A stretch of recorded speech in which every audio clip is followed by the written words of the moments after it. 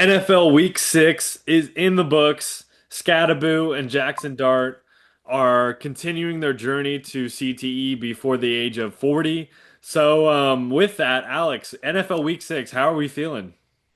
Oh, what a beautiful week of football, baby.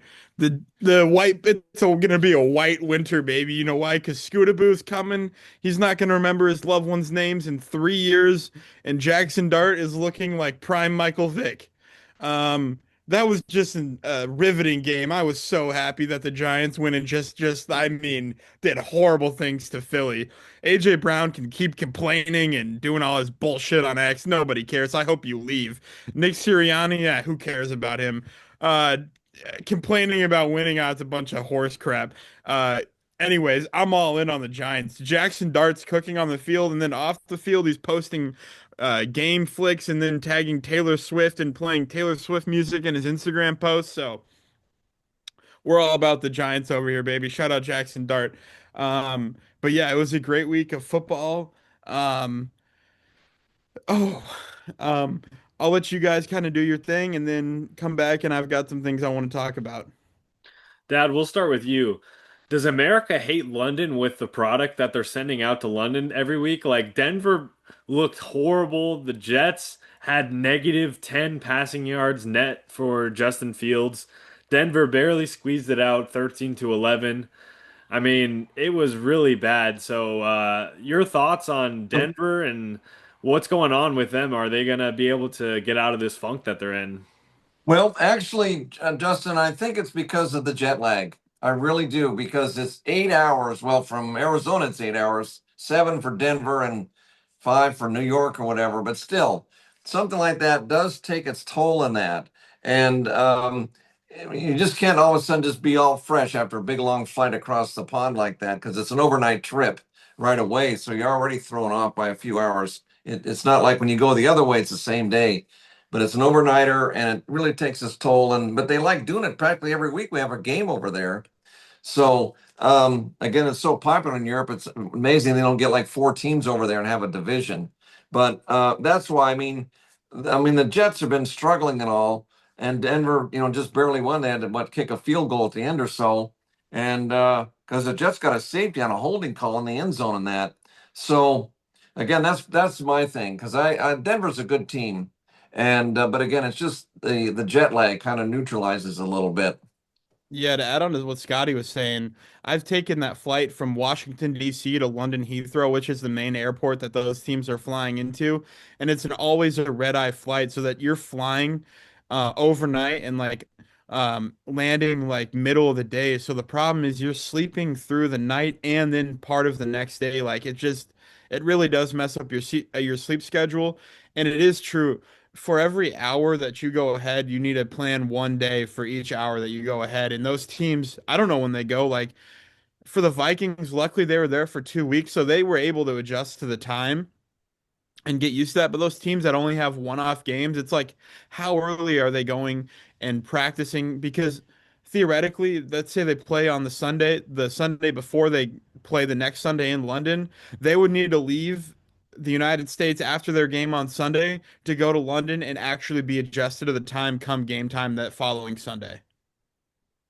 Yeah, I mean, Absolutely. Mhm. it's an interesting factor we'll have to keep an eye on as the NFL potentially could have a team like Dad you mentioned a couple weeks ago with expanding and trying to get a Europe division going. Another thing that I think we have to bring to the table, like I did earlier, joining the Indiana bandwagon in college football, I gotta hop on the Drake May bandwagon. Although it was against the Saints, I think he played unbelievable. I think he has to be thrown into that MVP conversation. I don't have him obviously at the top. We know who those characters always up at the top are: Josh Allen and Baker Mayfield. I think needs to be mentioned there as well. But Drake May, I wanted to include him. I think he had an unbelievable week.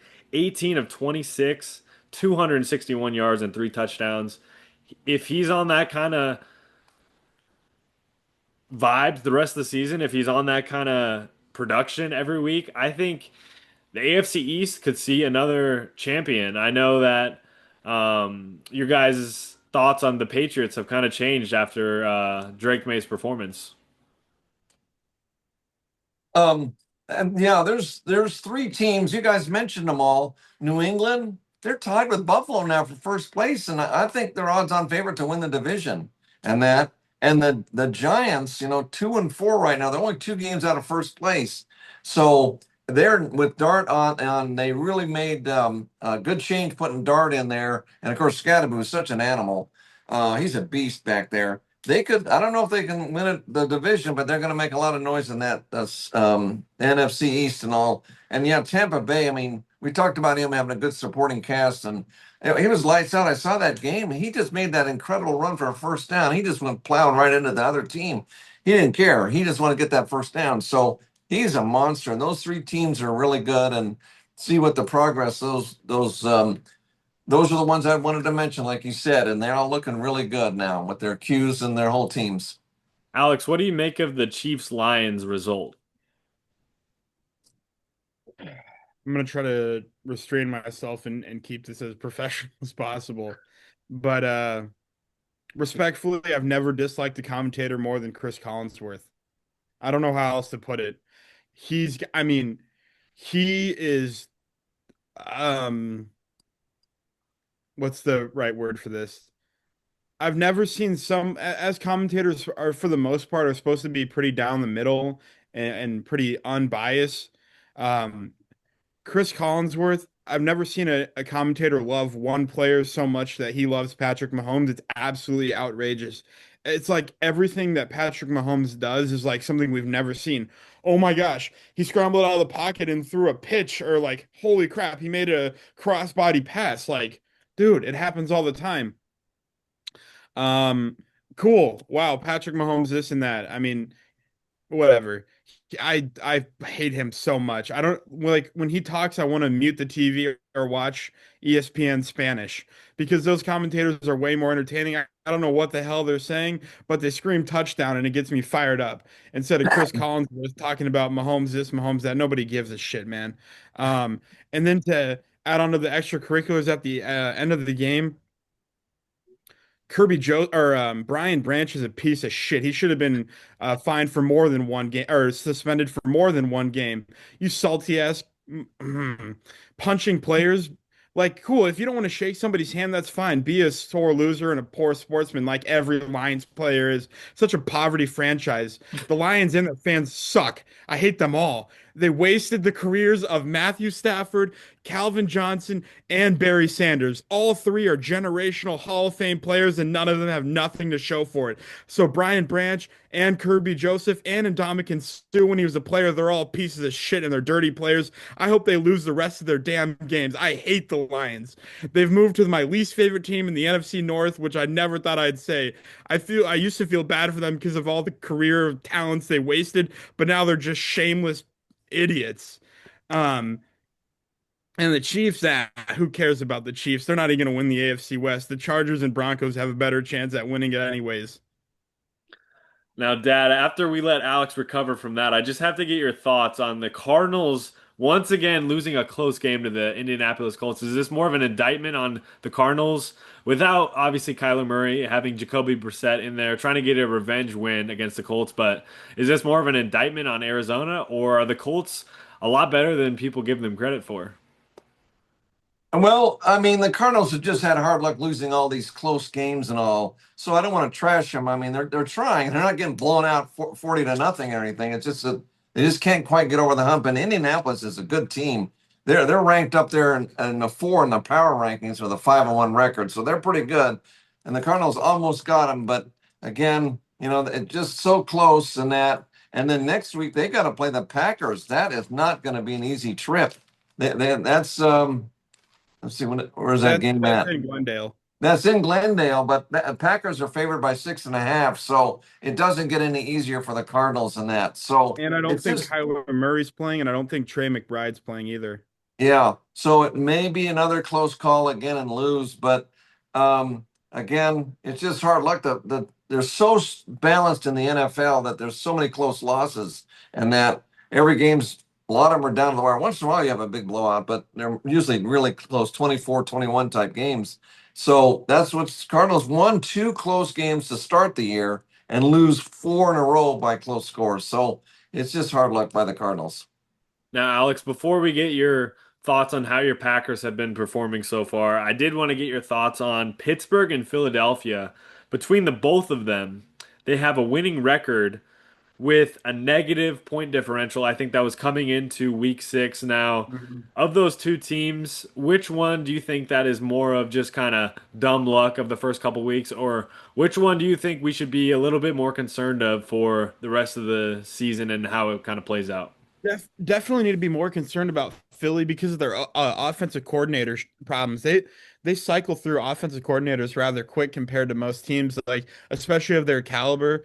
I think the Eagles have trans or like gone through multiple offensive coordinators like in the past 5 years, and given their talent and their success, it's rather shocking. So I would be more worried about the Eagles and surprised about the Steelers, because like I had mentioned in like one of our first podcasts, whether it was right before the season started or when it started, I did say that if the Steelers O-line can allow Rodgers to work in the pocket, they will be a threat. And lo and behold, look what's happening. Although he did get sacked, I believe, 5 times in the Jets game, which I believe was week one. I mean, they're 4-1.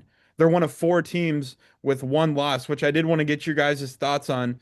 Out of the four teams that have one loss, I want you guys to rank them and just maybe give a quick thought about each teams. And those four teams with one loss are the Pittsburgh Steelers, the Green Bay Packers, the Tampa Bay Buccaneers, and the Indianapolis Colts. You want me to go first on that? Yeah, Go go for for it. it. Now, was the Pittsburgh's lost by a wide margin then? No, I Okay. don't believe so. Oh, I'll okay, double check that for you though. because you said Pittsburgh had been outscored by their opponents. Was that it? Or was Correct. it? They have a negative Yeah. point differential. Oh, so they must have, because they're 4-1, so their wins must have been pretty close. What happens is in the power rankings, in the NFL power rankings, they've got Tampa Bay first, Indy Yep. fourth, Green Bay sixth, but Pittsburgh 12th. So Which blows maybe, my mind. yeah, that just blows my mind too to have a 4-1 team ranked that low. So The maybe three that and three loss is, Chiefs are higher than the Pittsburgh Steelers, Scotty. they're ninth. So I don't know how they justify putting Pittsburgh so low despite the fact they have won 80% of their games. So maybe it's that loss that knocked them down. They lost If 31-17 to Seattle. That was their loss. that's only 14 points. Yeah. Oh, well, the other four wins must be close. Okay. Well, still, they should be rated higher. They've won those games, so they should be rated higher than 12. So I was surprised when I saw that. But I would rank them up with the others. Indy's really tough. I mean, they're 5-1 and they're fourth. And Tampa Bay, you know how tough they are. We've seen them play. They're good. So Pittsburgh, I think, should be rated higher than that. I do too, Scotty. Just to add on to um your thoughts there. So just looking at Pittsburgh's schedule, right? In week one, they beat the Jets 34-32. In week two, they lost to the Seahawks 31-17. In week three, they beat the Patriots 21-14. In week four, they beat the Vikings 24-21. And then in week six, they beat the Browns 23-9. So, yeah. So what's the points, 4 points against? It's like really close. It's razor thin. And then Okay. Justin, you can chime in right after I'm done here, but I just wanted to give my quick thoughts on this. Um, and that being one, I think the reason why I would not put Tampa Bay at my number one ranking for the four teams that I just mentioned with one loss is because as we sit today, like some of the so Tampa Bay, Bucky Irving's hurt, Emeka Egbuka is hurt, Chris Godwin is hurt, and Mike Evans is hurt. That's like their four best offensive weapons outside of Baker, obviously. And if those four guys are not healthy, they are not going to stay with one loss for a long time because that's so hard to manage when your four best players are all hurt. Um, so right now, as of today, I'll rank them one in that list just because they are at that tier. And then I think 2A and 2B are the Steelers and the Packers. You can place them however you want. And then I think at four is Indianapolis. Um, and I think as of right now, I can't really put a difference between Pittsburgh and Green Bay. But like in terms of like looking at the season right now for the rest and looking at those four teams, I think Green Bay and Pittsburgh have the best chances to have the best record come the end of the season because of the coaching staff, the veteran players, and the locker rooms that they have. Mike Tomlin's a seasoned head coach with multiple Super Bowl wins and has coached some of the best players of all time, ranging from James Harrison, Ben Roethlisberger, Antonio Brown before he got CTE, Le'Veon Bell, um, all those guys. Oh my gosh, I'm drawing a blank on Palomalu. the Troy Polamalu, like all those guys. And Matt LaFleur has coached Rodgers, Devontae Adams, all these like legends of the game. So that's kind of my thought is the Packers and the Steelers have the best chance out of those four teams to have long-term success and be threats in the playoffs. Yeah, I think if I were to rank the one-loss teams heading into week 7, I mean, as you mentioned, I was going to mention it if you weren't Tampa Bay with the injuries. I think easily they could be flip-flopped with Green Bay, who's at my number 2. Indianapolis, I'll give them the number 3, and then Pittsburgh at number 4. I think Indianapolis, the dominance that they've showed, I think they had the record for lowest amount of punts in their first 5 games. They had 7 punts, I believe, in their first 5 games. Yep. So that, along with Jonathan Taylor, is playing some of the best ball of his career, Go Wisconsin Badgers. legend. He had his 27th 100-yard plus game in his career, which is up there with the Wow. likes of some of the greats in NFL history. So I think Indiana 3 and then Pittsburgh 4. I think just I'll have to see it with Rodgers. I just want to see if he can sustain this, and the defense will be there, and Tomlin is very, very good at getting them to 9-8 and not much more, but we'll see what they can do the rest of the season. But that would be my rankings for that. Before we look ahead to week 7, any final thoughts on any of these games before we look ahead to the slate? Yeah, I just wanted to touch on the Packers game against the Bengals and then give my outlook for their game against the Cardinals. Um, so looking at it, also, sorry, I just got a notification on my phone from Sleeper that Amen Thompson and Joel Alvarez just got into a fight in the preseason game that's going on right now. Um, between Oh, the Rockets, basketball. You're talking yeah, basketball, right? Okay. between the Rockets and the Pelicans. Oh, terrific. Yeah, just terrific fighting in preseason. Who would have thought? It's like Lions players. Anyways, circling back to the Packers Bengals game, at face value, a win's a win, but I think the viewers would agree, and with me saying this, given the Packers roster and the current Bengals roster, there is no reason that the Packers should have not put up at least 40 points against that Bengals team. Maybe that's outrageous. I don't think it is because of like how stacked the Packers offense is compared to the Bengals defense, especially with Trey Hendrickson going out in the middle of the game. So from my point of view, as a lifelong Packers fan, in my opinion, that was a shitty win. We should have done so much better than that. Like yeah, a win is a win at face value, but there's so much more to that win. Like I am not a fan of that win. Obviously, I'm happy because it was a win, but like that performance will not beat teams like the a healthy Baltimore, a healthy Buffalo, um, even like a healthy Tampa Bay. Like that performance is not going to cut it come times when it really matters. Um, we can only perform like that for so long without, starting to see significant losses and things like that. Um, and like LaFleur did last season, I think he needs to give up play calling. I think my issue is the fact that the Packers are paying Jordan Love $55 million a season, and they're not fully letting him run the offense. And Matt LaFleur is still calling plays. Obviously, the head coach and the OC are going to assist in play calling, but if you're paying Jordan Love that much money, why the hell is he not being the main person running the offense? Is my question.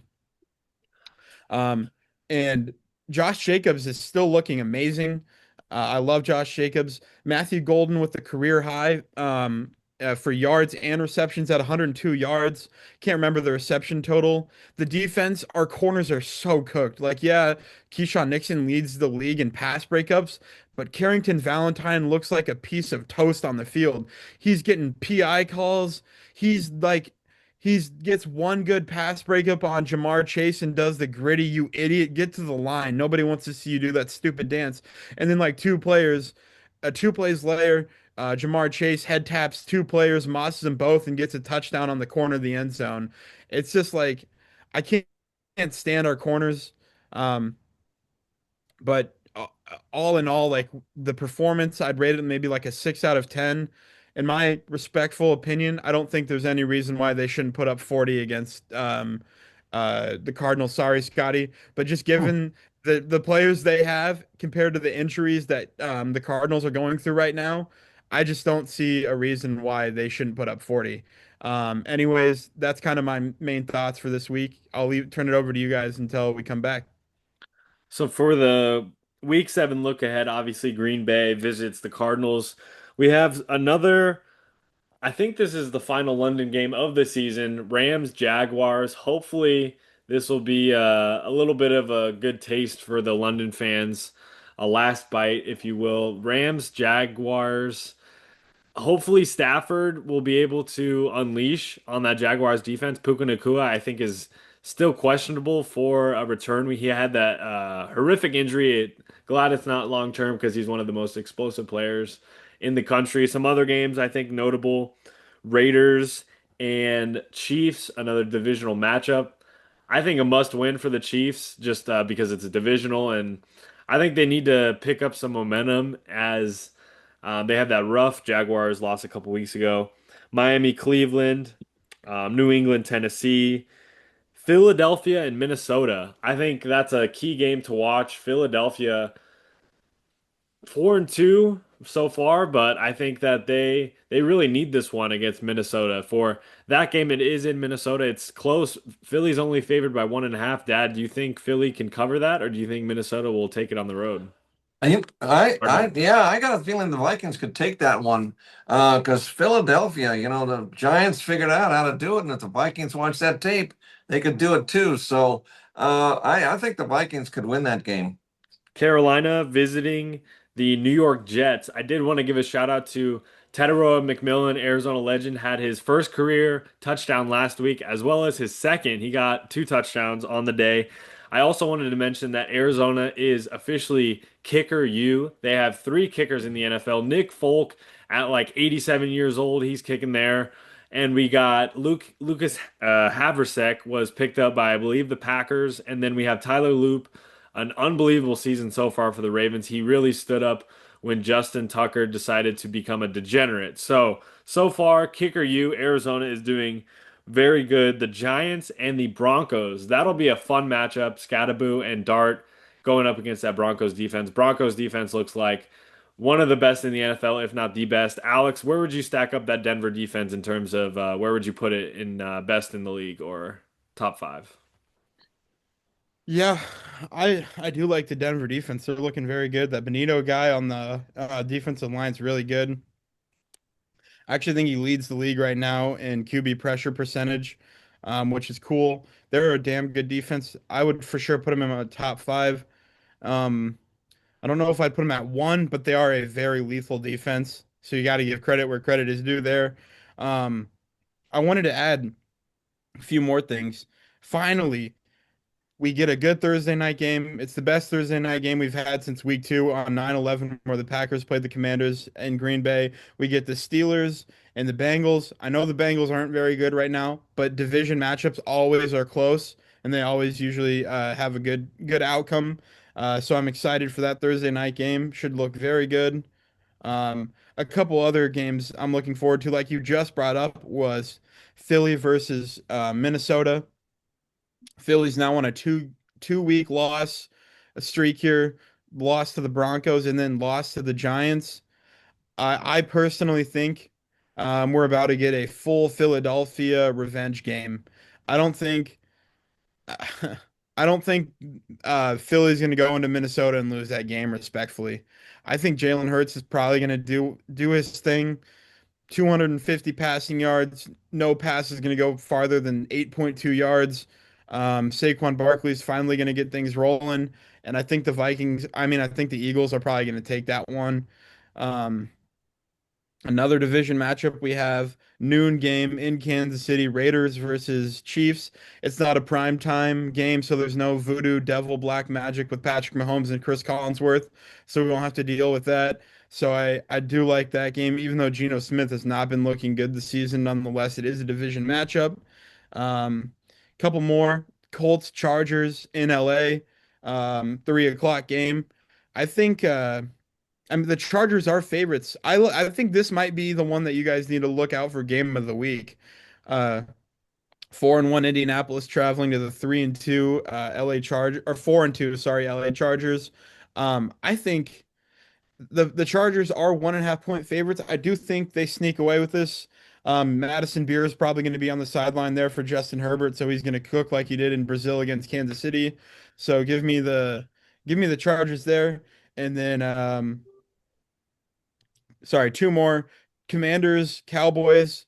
Um, Another division matchup. I like that one. You got the Commanders at 1.5 point favorites. Um, Given that Dallas came off a tie and a loss to the Panthers, I like Jaden Daniels and JCM. Bill, shout out the one game Arizona legend Ja'Cory Krosky Merritt. I like the Bills or the Commanders to take that one. And the Tampa Bay Buccaneers play the Detroit Lions in one of the doubleheaders on Monday night. Depending on the status of the aforementioned Bucky Irving, Chris Godwin, Mike Evans, and Emeka Ibuka will be the determinant of that game 100%. Luckily, we won't have to deal with Brian Branch. Um, but yeah, if everyone for Tampa Bay wins, Tampa Bay is winning that game by 30. Yeah, I think another game that needs to be mentioned, Falcons and 49ers, I think will be a really good Sunday night football matchup. Atlanta's been on an absolute tear, winning two straight. Last game last night against Buffalo, they got that upset. Bijan Robinson had 170 rushing yards. He's been playing really well for the Falcons. And the 49ers, on the other hand, Mac Jones, he's keeping the ship afloat with that Purdy out again with injury. I think the 49ers very well could win this one and go 5-2. That NFC West is really tough. It might be one of the toughest divisions. Obviously, Arizona, if they can get on track, they're gonna probably be able to squeeze it there at the end if they can hang in there with Seattle and San Francisco. Monday night, Tampa Bay and Detroit, like Alex mentioned. And we got another doubleheader with the Texans and the Seahawks. Texans just injury riddled. I think the Seahawks should be able to take that one. Are are you guys a fan of the doubleheaders on Monday night, or do you think they should just throw it back to just having one? Alex, we'll go with you first. Yeah, well, so the thing with that is, I was not a fan of how many games were at noon and how little games were at 3 o'clock. So sure, any less amount of games that are at noon on Sunday is better because gives the general NFL audience a chance to see more teams. I know with the doubleheader Monday night games, I flip my TV onto the multi-view and get 3 hours of NFL football with four different teams. I'm a fan of it. Um, I would listen for me. I'm a fan of more games not being at noon. So whether it's a doubleheader Thursday night, Sunday night, Monday night, another 3 o'clock game, doesn't matter to me as long as there's not 8 games at noon. Doesn't bother me. Dad, would you Um, agree? yeah. Oh, yeah. I like having two also because again, it's so bunched up, like Alex said, and noon games and that it spreads it out, and you can watch them more. And I was flipping back and forth between the both games on Monday night and caught them both. But that's a good idea to do that. And in fact, they're spread out. The college and pros are so spread out. You can watch either college or pro 49 days in a row. So that's what it does it because the colleges pick Tuesday and the pros Monday and on and on and on. So they fill up their time and they're all a lot of good games. You guys went over a gauntlet of games just now, and they're all really good. So that they could be really close, like Denver and the Giants. You talked about that. Denver's defense. You said that's Orange Crush too. I call them. They're really good there, and the Giants are coming up too. So that's good. We mentioned about the Buccaneers and Lions too. That's going to be good. That's at Detroit there, and then of course Houston Texans. Even though they're struggling, they're only 3.5 dogs to Seattle at Seattle, so that could be something. And the Commanders in Dallas you mentioned too. That's going to be a really good game. And the Chargers in Indy too. You guys mentioned that too. And then, so he pretty much mentioned them all. The Rams in Jacksonville, that's going to be a good one over there in Jacksonville and that.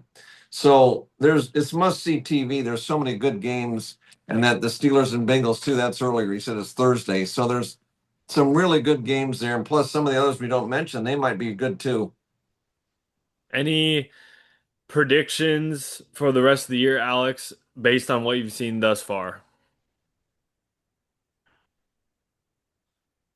So I I'm gonna keep sticking with this pick of the Chargers winning the AFC West. I still like that pick. I know Denver is right there too. So I like either of those two teams to win, but I'm gonna stay hold in my original prediction of the Chargers winning that division. Um, I'm gonna make a new prediction. That being, I don't think the Eagles win the NFC least. I mean East. Um, I think. I think the Commanders are gonna sneak back into that one spot and take the division. Now, that doesn't mean the Eagles won't finish very close second. I just don't think they're gonna win it this season. I think there's too much locker room drama going on with AJ Brown crying about winning. Oh, poor me. Um, and then overall MVP awards. I know at the beginning of the season, the MVP, like I had mentioned, it's still the truth. The MVP award's really just the best quarterback in the league, unfortunately. Um, and I think Baker has inserted himself into that conversation now. Did see on DraftKings today, which blows my mind, that Patrick Mahomes is now the favorite to win the MVP, which is absolutely diabolical. I'm telling you, those primetime Chiefs games, they put some like voodoo black magic shit in those games. Like, it doesn't matter how or what happens. Patrick Mahomes will always win those Sunday night games, especially with Chris Collinsworth there. I mean, it really does blow my mind that Patrick Mahomes is the betting favorite to win the MVP now. Um, so it's definitely not going to be Lamar anymore. Even if he does come back, I think he's been out for too long to justify that. And the Ravens, I think, are 1-4. So I think 1-5. Sorry, yeah. So I think he's out of the conversation. I think I really like Drake May of recent. I don't think he'll be in MVP talks, but I do like the Patriots in that division. Um, I think it's going to be a tight race, like you guys had mentioned, between them and Buffalo. I wouldn't be surprised if they do come out winning. They are looking good. You know what? They do really need to get rid of Ramondre Stevenson, though. He is horrible. He's got to be one of the worst running backs in the league. I think he's had at least one fumble in every game they've had this season. That's unacceptable. And it's like they're um, blackballing Travion Henderson. Why? He's so good. Every time they've put him on the field, I think his yards per carry is one of the most in the league. I think it's like in the six per carry. He's very good, and I don't know why they keep putting Ramondre Stevenson in the game. He keeps fumbling at the worst times. But yeah, I like the Eagles or the Bills that come out of that. Um, I think the Packers are still going to win the North, even though their season ended after week two. I still think they're going to win the NFC North. And then, other than that, I think a lot of my predictions are probably going to be pretty close and stay the same. Dad, any closing thoughts for Yeah, NFL Week 6? yeah, I'm gonna take New England too, but amazingly in the power rankings, Buffalo's 3, but New England's 14. So I don't know how they came up with that one. But I Chris think New Collinsworth England, made the list, Scotty. the who? Chris Collinsworth made that list. That's Oh, he why. did. Oh, he did. Okay. Yeah. Anyway, I think New England's going to take that one, and I agree. Washington, I think, can take that. That late fumble yesterday, and the rain really fouled them up. They would have won if they hadn't had that fumble. So they look really good. I think they'll take that division too, the NFC East and that. Pittsburgh, I think, will take the central, the NFC, AFC North, and they with Green Bay and all them, they are bunched up within a game of each other or a half a game. It's so tight there. Green Bay could do it, but those others are breathing down their throats, so that's going to be tough. And then Tampa Bay, I think, will take the South. Atlanta may make a little noise there, but the West is just bunched up with San Francisco, Seattle, and the Chargers and that. So it's going to be a dogfight with those teams. And then or the Rams, I mean. But then, yeah, the Chargers and Denver, I think Denver's going to push them. That'll be close too with them. And Indy should take although Jacksonville could give Indy a push in the AFC South and that. So I can see them starting to shape up now as far as the games and that. And of course, the Giants see how much they can push them at 2-4. They're kind of behind them, but let's see how they can do because with Scadaboo and Dart there, they've really got a combo there. So that's the way I kind of see it there. Now, Alex, before we leave, and I wanted to ask you for the worst teams in the league. Obviously, we have, the Saints, we have Tennessee, the Jets, the Browns. For Tennessee sitting there at 1-5, I ask you, if we have the quarterback class coming out like Carson Beck, potentially Mendoza, I think Dante Moore is eligible as well. If you were Tennessee, would you take a quarterback number one next year, even though you have Cam Ward? Is that a thing that is a possibility for the Titans, you think, considering they are one of the worst teams, or what do you think they should just stick to their guns and stay with Ward? Yeah, so the Titans are one of six teams with one win. Um, and the other teams with one win are the Ravens, Dolphins, Browns, Titans, Saints. Um, my thought, I don't think they should get rid of or like get off the Cam Ward train just yet. I think what Tennessee should do is they should draft some very good skill players. They have Tony Pollard, who's good. He's a good running back. I like Tony Pollard, but they have nobody to throw the ball to. And I think that's where their biggest problem is the lack of talent to throw the ball to. They're not letting Cam Ward do what he does best, and that's throw. They need to get more options for Cam Ward to throw. Now, if they get Cam Ward options to throw like good real threats, and then he does this next season, then I think that's a fair conversation to have, but they need to give him the assets to be able to do his job better before they immediately get rid of him, is my thought. Any closing thoughts, Dad, before we wrap it up? Well, they ought to get Jeremiah Smith if they need help at Yeah, receiver. no Yeah. He's only a Yeah. sophomore. He has one more year left. Oh, he does? Oh, okay. Well, that's right. He has to play three. So it'll be another year in that. But that's right. And of course, all those 1-5, then he plus got the Jets are winless. So yeah, so it depends who gets that first pick and how many Qs will go. But it's and then they need a new coach because they got an interim coach now. See who Tennessee picks as their head man next year if they can get along with Cam Ward, build good chemistry. But if not, they're gonna have problems. Yeah, I just wanted to add a couple more things really quick. I think it's funny how Aaron Glenn was doing the hokey pokey on the sideline before they lost the Buccaneers. I think he needs to be gone too. Um, Aaron Glenn might be the worst coach in NFL right now.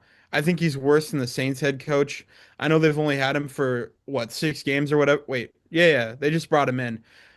I mean, they just fired Brian Callahan after what, a season and a half.